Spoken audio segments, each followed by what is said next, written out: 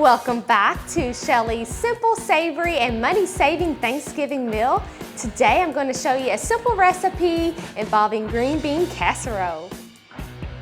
There are several variations of this casserole, but the one I'm going to show you just has a few small ingredients.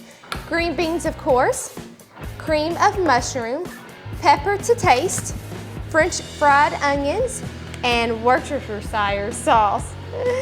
And whoever came up with the name for this clearly did so for people like me who would struggle trying to pronounce it every single time. All we have to do is add our ingredients, and then we can add our casserole dish into the oven. This can cook for approximately 30-45 minutes on around 375 degrees.